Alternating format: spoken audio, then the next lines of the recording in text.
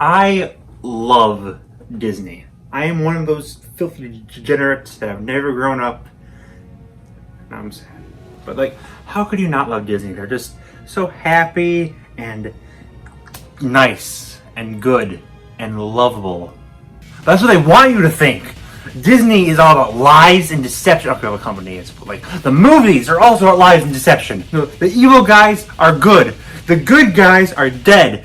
Chicken Little is a prequel to Home on the Range. Okay, no, that's all stupid and dumb and bad and wrong. But that's what fan theories are. All of them. Every fan theory sucks except for the good ones. But most fan theories are bad. And Disney fan theories are like the absolute pinnacle of bad. I feel like the more lighthearted the source thing is, the worse the fan theory is. And with Disney being this whole nice and happy and lovable, dovable, shovable, lovable, mubbable, that's a word now, they are of course the target of the worst, most baffling fan theories. And I want to talk about them for some reason. That's the video. You saw the title. Why are you surprised? Anyways, let's just get into it. I'm only going to talk about 10. This isn't a top 10 or bottom 10. This is just kind of 10 that I wanted to talk about. Yeah, let's just get into the first one, I guess. Why do I keep moving my hands like this? I don't know. Let's just start nice and simple. Let's really just ease our way into this. Aladdin is post-apocalyptic. Very easy to grasp. I know. It's not. That's a joke. The joke is just not easy to grasp. Throughout the movie, Genie constantly references modern times, like trying celebrities like Groucho Marx or Arnold Schwarzenegger. He calls Aladdin's clothes last century. In the video game based on the movie, a sign can be seen, a modern sign, which wouldn't exist in the time period we believe the movie would take place in. That part can be dismissed by saying the game isn't canon, but how could you possibly debunk Genie knowing stuff that shouldn't exist? I just have no idea how a supernatural entity could see the future. Oh wait, yeah, when you only have one real point of evidence, and it's the only character in the entire movie that breaks laws of physics, yeah, your theory kind of falls apart. I mean, you'd expect it to be like modern tech if this was truly apocalyptic, right?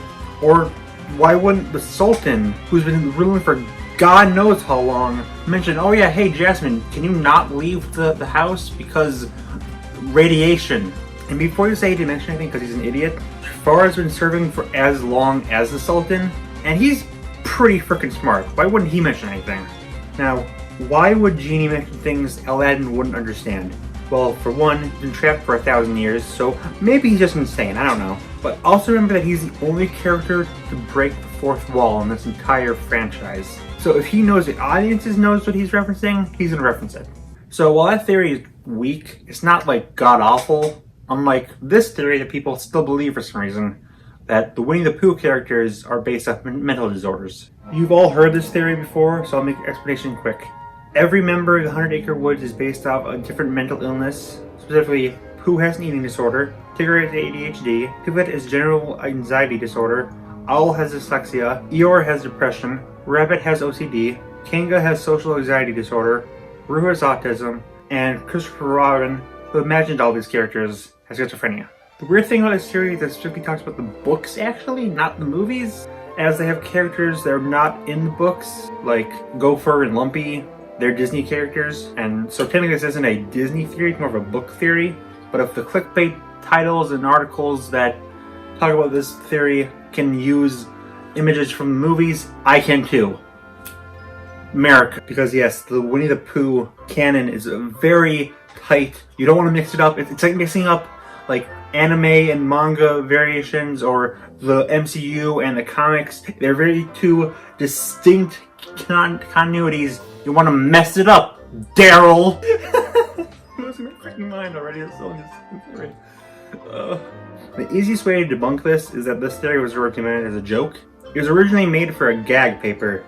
It wasn't supposed to be taken seriously. But let's take it seriously. And let's look at the implications here. Because they're hilarious. Like, the original Pooh books were made by A.A. Milne to be based off his son, who is also named Christopher Robin. So just imagine you're A. Millen, and you go to your son who's playing with stuffed animals, and he's like, "Hey son, I wrote a book about you." So you being a schizophrenic nutcase, playing with your toys that represent how awful they think you are.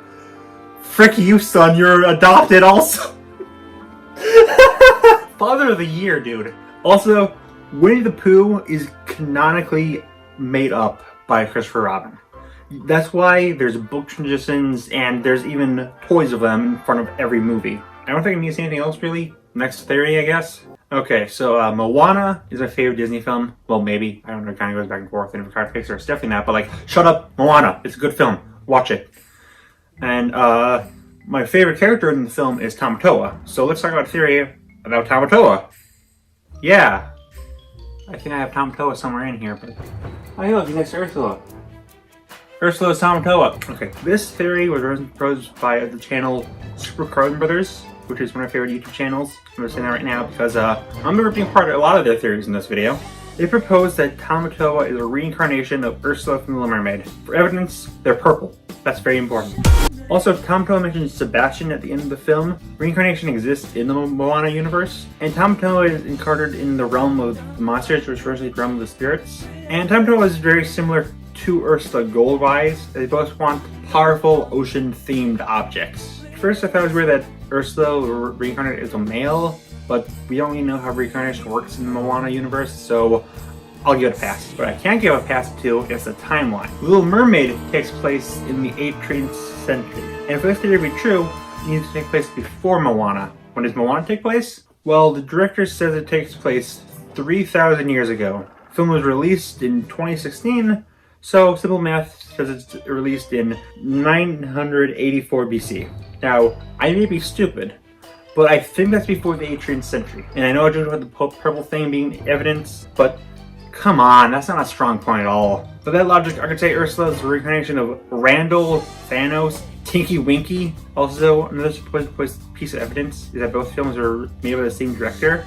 That's kind of a weak reasoning. They also made Hercules, and I mean, the Hydra is purple. Are we going to say that the Hydra is Tamatoa or Ursula? I think it's safe to say this theory gets a big Tamanoa for me. That's the best I have right there. Mother Gothel is a very love or hate villain, it seems. I think she's a pretty good antagonist, but I can see why others people think she's lacking. Not very big personality-wise, and she's very similar to other villains. So, you know what would make her better? Being the evil queen of Snow White. I mean, it makes complete sense. They look similar. And that's it. That's all the evidence the theory has. I have nothing bad to say about this theory. It's perfect. 10 out of 10. Flawless. Soundless. Frick. Okay. Just because they look similar, they're the same character? I know I gave the Tamatoa theory some flack, but like, at least there's more to them just being purple. If you're gonna just say, this character looks like this character, which means that they're the same character, why stop here? Why not make a theory that He-Man is actually Simon Belmont? Or Plankton is actually Mike Wazowski? Or Sand is actually Ness? Oh, no, that one's true, that one's true. There's also the obvious fact that both characters die at the end of their movies. Okay, yeah, we don't see the evil queen's corpse or anything, but she's an old lady that fell off a cliff, got crushed by a boulder, and vultures flew down to her dead body. I think it's safe to assume that she's dead. If you don't believe me, toss an old lady off a cliff herself and smash her with a boulder and tell me if she's alive or not. Note, Sharp Enterprises would like to make it very clear that you should not push large boulders. They might fall on top of you. I don't think I need to say anything else more, really. It's a pretty cut and dry bad theory. Like, this theory is as dead as the old lady who threw off the cliff. It's time for one of the most well-known fan theories of all time. Well, two of the most well-known fan theories of all time. Frozen is connected to both Little Mermaid and Tarzan. In Frozen, Anna and Elsa's parents are leaving on a boat that sinks. In Little Mermaid, we see a similar boat sunk all the way to the bottom of the ocean. This would work out since both films are based off stories by Hans Christian Andersen. The Tarzan theory was even backed up by the film's directors. They say that the king and queen escaped their shipwreck, found an island, and then gave birth to Tarzan before getting killed by Sabor, the cheetah or leopard or whatever. These theories have a lot of backing behind them. They're basically true! Frozen 2 shows the shipwrecks wasn't at the bottom of the sea, and they died in the actual wreck, leaving both of these theories dead in the water as Anna and Elsa's parents. How are these even popular? Also, Tarzan's parents and the king and queen look nothing alike. How is this ever considered true? The next one is actually a really good theory in my opinion. Carl from Up is actually dead.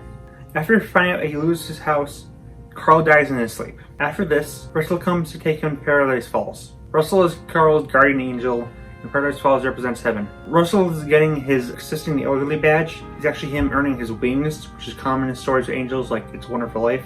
And also why Munch is similar in age to Carl, as Munch is so important to Carl, that of course he'd appear in his afterlife. I think this theory is great, but I do have a few tiny little holdbacks with it, just tiny little ones, that being, if Russell's an angel, why do we see him before Carl dies? What does Russell sneaking onto Carl's house represent? What does the house landing in Paradise Falls or Carl mean? How does Carl return to his town if he's dead? What does Doug represent? What does Munch represent? What does Kevin represent? If Carl imagined Munch to be so cool, why is he evil? Is the house live and it passed on? Was Carl somehow revived? Is Munch Satan? Is Doug God? Was I cleverly foreshadowing this when I compared him to Arceus on a stupid video? When you look at more than just the first 3 paragraphs of Up's Wikipedia article, this theory falls apart super duper quickly. It's got so many obvious loose ends, and I'm surprised this theory survived for so long. By all accounts, it doesn't make any sense. Hey, that's the line by Emperor's New Groove, said by Kronk. Kronk is a squirrel! According to this theory, Yzma gets her henchmen by transforming random animals into humans. That's why Kronk is so stupid. He can talk to squirrels. Yzma doesn't know how old Kronk is. And Cusco says she replaces her minions every couple of years. And this is why she needs to replace them, because the animals are freaking stupid. Well, the first obvious problem with the theory is that you're applying logic to Emperor's New Groove. Don't do that. I don't even have that level. Second, the only animals we see speaking English are Cusco, Yzma, the guards, and the bug. This bug, it was very likely a transformed human. In other words, transformed humans keep their ability to speak, which means that squirrels would speak squirrel, not human. Yzma is also extremely vain, so it makes sense she wouldn't know what Kronk's age is. She only cares for herself. She even disses his spinach puffs, the monster. Also, we straight up see Kronk's dad in the sequel, and he's a human, not a squirrel. Now, unlike the Frozen movies, these 2 films are different writers, so you could argue this was the original writer's idea, but based on everything I said above, it should be debunked. So to this theory, be gone. However I get rid of you guys. Syndrome is an amazing villain. I'm not the first to say it, and I won't be the last, but you know it's true. The way he can go from hilarious to threatening at the drop of a hat is exactly what you want from a bad guy. His motivation is understandable, it doesn't make him a good person, obviously. Or does it? A very popular take on this film is that Syndrome is actually the hero. In his monologue to Mr. Incredible, he says that he plans to sell all of his inventions when he gets old, and that'll make everyone a super. He's not trying to ruin superheroes, he's trying to make sure no one gets rejected like he did. Okay, I'm gonna be straight up about this one. If you believe this theory, you either A, haven't seen this movie, or B, are a genuinely horrible human being. There is no way Syndrome is a good guy. I'd argue that he's like the most evil Disney villain. He's the only Disney villain successfully commit genocide. Frollo tried but failed, and Scar killed most of the animals around Pride Rock, but he didn't intend to. Syndrome wanted to kill supers, and he succeeded. Not to mention, he also tries to murder innocent children. That's not a thing heroes do. Not to mention, the whole selling weapons so everyone can be super isn't him trying to help common folk. It's a final middle finger to Mr. Incredible and the supers. I would just completely ignore what is quite possibly the most iconic line in the film. I'll just point this as straight as I can. Syndrome's evil. I was gonna make a joke here, but like, there's a plane. I don't know if you guys can hear the plane. I'm just waiting for the plane to. Yeah, it's driving me plain crazy. I was gonna put this as straight as I can. If you consider Syndrome a hero, die. Okay, so the last one went to some dark places. So let's focus on something a bit lighter. Peter Pan is the angel of death. Wait. So according to this theory, Peter Pan is the angel of death, guiding kids to heaven or Neverland, to be specific. Captain Hook is the devil, trying to take the kids to heck. I'm a good Christian, I don't spare, I'm sorry. So hey, remember when I was talking about the Up theory and how that doesn't make any sense? Because we see Carl back where he started at the end, literally that exact same thing. Why do fan theories just pick and choose scenes to make important? Like, this isn't just some random non-important scene, it's literally the end of the movie. I could go on like the Up theory and ask what other characters and scenes mean, but I think the ending is all I need to bring up. Like, obviously it debunks the entire thing of the quote-unquote dead kids are not dead. So yeah, let's move on to the final theory. And gee freaking willikers, what would I could plot to talk about for the final theory? Okay, yeah, obviously. Last one I'm talking about, the Pixar theory, most well-known fan theory of all time. I'll be up front, but most of the theories I mentioned are really stupid. I don't hate them. This one though, this one is absolute garbage. I despise this theory so much. Okay, I don't need to explain this one. You already know it. All the Pixar films are connected, starting with either Brave or Good Dinosaur, ends with Monsters Inc. Describes a war between humans, animals, machines. Animals became monsters. Boo is actually the witch from Brave. There's so many little problems with this theory. Okay, first of all, Muntz apparently heard about rats being intelligent, and that's why he made the collars for his dogs. But he's stranded in South America since the 1930s. How does he hear about that? The Omnidroid Turner syndrome is supposed to show that machines are turning against their creators. The Omnidroid only did this because he was following protocol. The same thing with all of the robots from WALL-E. The tree from WALL-E and Bug's Life, apparently the exact same tree, even though everything around them looks nothing alike. But the big supposed thing, the big linchpin, is Boo is the witch from Brave. She wanted to see Sully so badly that she learned magic and time travel, and during her efforts she also places little Easter eggs in all the other movies. That's why she's so obsessed with bears. You even see Sully in her workshop, because Sully looks like a bear, kind of. But like, she knows what Sully looks like because she's there. So why not just make Sully instead of bears? Like, you know what Sully looks like. If you're so obsessed with Sully, you can time travel. Just go freaking see Sully. It's not that hard, Bill. You can learn magic, but you just can't use basic human instinct. So, okay, so the Easter eggs are supposedly put by Boo or the witch or whatever while she's time traveling. But like there are Easter eggs in Monsters Inc. Is she putting them there and just ignoring her entire reason for learning magic? And why even make Easter eggs? Is Boo really like, okay, I want to see this giant bear monster more than anything, but I also really want to make toys of these random bugs and throw them in this random toy store. When you introduce time travel into the universe without time travel, you can really do anything, but they can also be torn apart so easily when a character has a specific goal, like, you know, finding Sully, and just doesn't, you know, go straight to the goal. You have time travel, idiot. Just go freaking see Sully. And before you say that time travel does exist in Monsters Inc., no. The film clearly states the monster world and the human worlds are separate universes, not the monsters are traveling back in time. If it's 4:20 p.m. on April 2nd, 2001 in the human world, it is the same time in the monster world. Also, the monsters aren't evolved animals or whatever. In the second DVD of Monsters Inc., there's a bonus feature explaining the backstories behind the monsters and how they started scaring humans. Yes, this is an actual thing. I was obsessed with Monsters Inc. when I was a child. Do not debate Monsters Inc. lore with me. You will lose. I have the power! There was once two tribes, the Mans and the Mons. The Mons want to be friends with the Mans. The Mans are ugly jerk faces and they attack them. Eventually the Mons find out that they can get special properties from the animals that they eat, and they use this new ability to scare the Mans. This is why the monsters look like animals. Like Sully probably ate a bear and a ram or a sheep. Waternoose ate a crab and a spider. Randall ate a chameleon and a snake. Roz ate a slug. Mike ate a green M&M. This dude ate a Muppet. Okay, some of these don't make sense, but that's the lore. That's the official Pixar lore. Okay, and then there's the final reason I despise this theory. It ruins all of these movies. All of them. Remember that heartwarming scene where Sully finally meets Boo? That doesn't matter. Boo went insane trying to find Sully. Even though there's a very easy way she could, you know, find him.